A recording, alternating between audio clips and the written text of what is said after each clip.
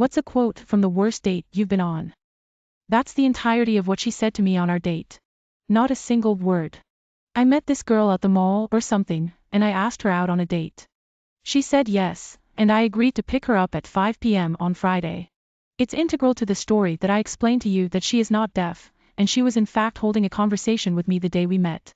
I park up and call her as I'm walking to the door. She picks up without saying anything. I say, "Hey, I'm here, I'm walking up to your door." She hangs up. I ring the doorbell. Her father opens the door. He says, "Hello," then turns and yells for his daughter. Take a note here, her father said exactly one word to me. After a couple of minutes, she turns around the corner, and miraculously she's on the phone again, with someone else. Never found out if it was a guy or a girl. I didn't really listen to her conversation, I was busy crying internally. We get in my car and begin the 25-minute drive to a really effing nice restaurant. This bill was going to run up close to $150, so you can understand my actions later. She eventually hung up, after 15 minutes, and immediately switched to texting. She didn't look up from her phone for the rest of the drive. I tried to make small talk. I was asking her about her family, her classes, where she moved from.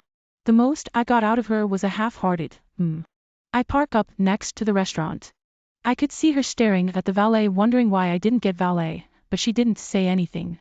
So, I get out of the car. I walk over to her door and let her out. She steps out without thanking me and continued texting. I got back in the car and drove away. To this day, I'm not sure if she noticed me leave. She never called me angrily, she never texted me asking where I went. That was the last I've seen or heard of her. You can be darn sure I'm not spending $150 to be ignored for another hour. You can call an Uber.